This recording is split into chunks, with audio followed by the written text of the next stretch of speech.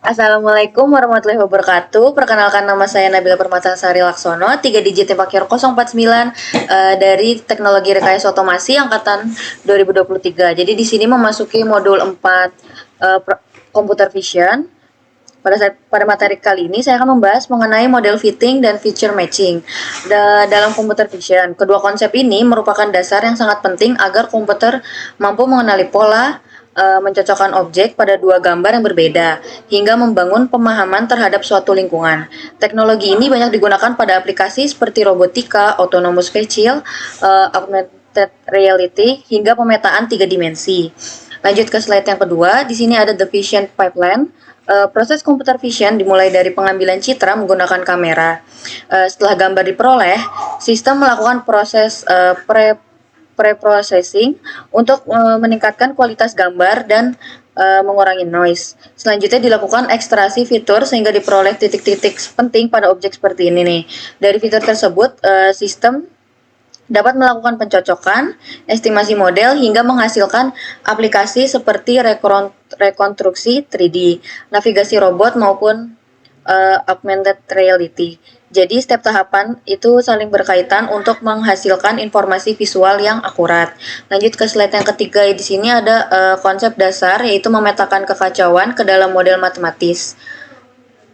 Nah, model fitting ini merupakan proses mencari model matematika yang paling sesuai dengan sekumpulan data.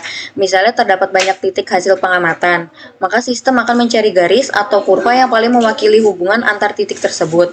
Tujuannya adalah memperoleh representasi data yang sederhana, namun tetap memiliki tingkat akurasi yang baik. Oke, masuk ke slide keempat. Di sini ada matriks komparasi, ekstraksi, dan pencocokan fitur. Di sini tuh matriks perbandingan ekstraksi fitur. Slide ini tuh ngebandingin beberapa algoritma ekstraksi fitur yang umum digunakan yaitu SIF, SURF, ORB, dan AKZ. SIF sendiri itu memiliki akurasi tinggi tetapi proses komputasinya lebih lambat. Kalau SURF itu lebih cepat dibanding SIF namun masih cukup berat. Kalau ORB itu memiliki keunggulan karena cepat dan ringan sehingga cocok digunakan pada sistem yang real time. Sedangkan AKZ ini memberikan keseimbangan antara kecepatan dan ketelitian sehingga cukup banyak digunakan pada berbagai aplikasi computer vision. Oke, masuk ke slide yang kelima. Di sini ada titik lemah pendekatan klasik sensitivitas terhadap outlier. Di sini tuh metode least squares digunakan untuk mencari garis terbaik dengan meminimalkan jumlah kuadrat kesalahan antara data dan model.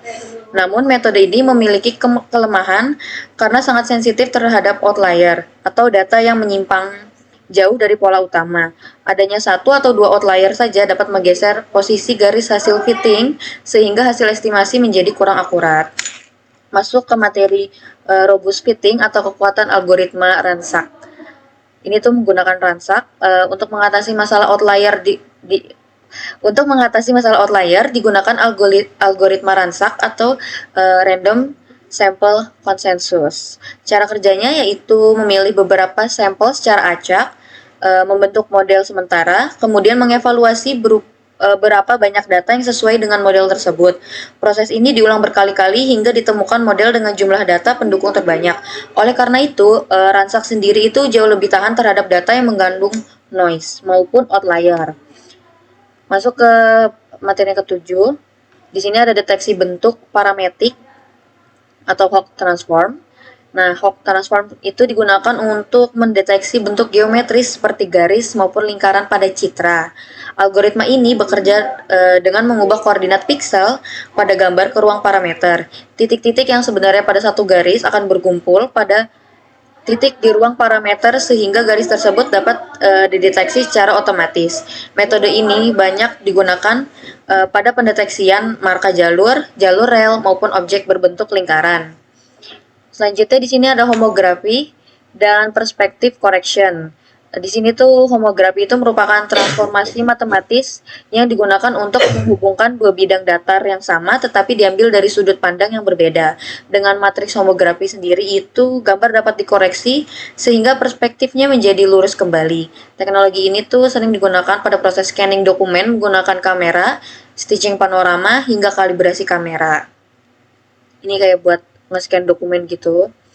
Terus lanjut masuk ke estimasi gerakan video, optical flow. Nah, optical flow itu digunakan untuk memperkirakan arah dan kecepatan pergerakan objek berdasarkan perubahan piksel antar frame video. Metode Lucas Kanade ini cocok digunakan untuk melacak titik-titik tertentu nih kayak gini nih. Ada titik-titik pada satu objek ini dengan pergerakan kecil. Sedangkan kalau Fernback itu menghasilkan estimasi gerakan yang lebih rapat sehingga setiap pixel memiliki informasi arah geraknya. Optical flow banyak dimanfaatkan pada robot bergerak, sistem pengawasan, dan kendaraan otonom. Misalnya ini ada di tol ya, optical flow ini, atau di jalan-jalan. Buat menghitung kendaraan itu juga bisa kepake.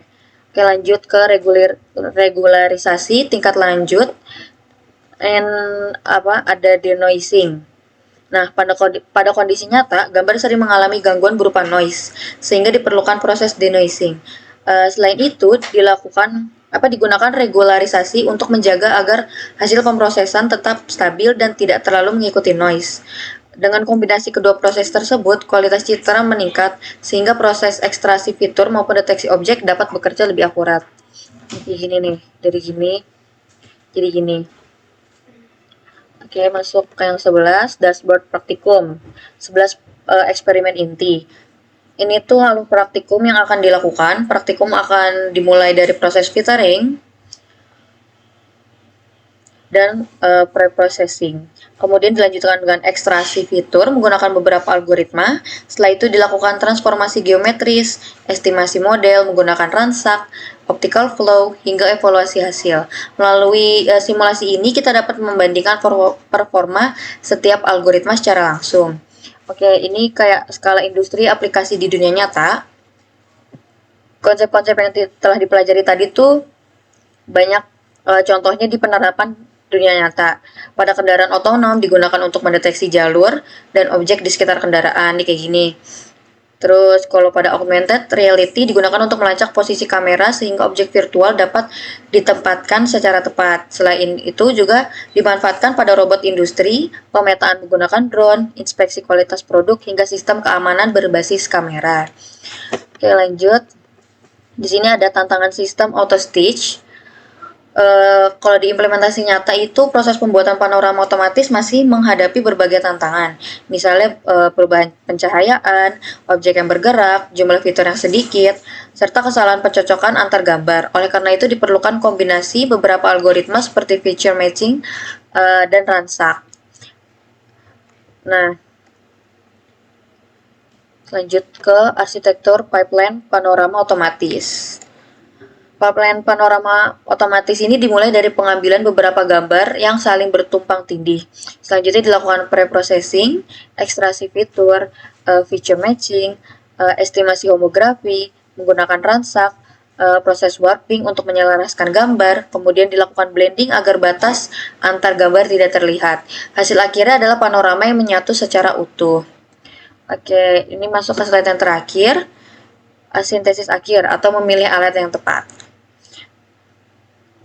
Dari yang kita pelajari tadi, tidak ada satu algoritma yang paling baik untuk semua kondisi. Pemilihan metode harus disesuaikan dengan kebutuhan aplikasi tersendiri. Kayak ORB itu cocok untuk sistem real time karena cepat, atau SIFT memberikan akurasi tinggi, ransak sendiri tuh efektif mengatasi outlier, Hawk transform itu buat ngedeteksi bentuk geometris, homografi itu buat koreksi perspektif, dan optical flow itu untuk analisis gerakan kayak di objek.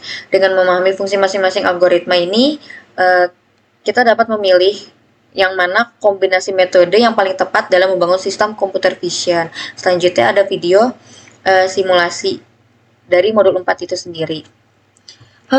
Capek. Udah.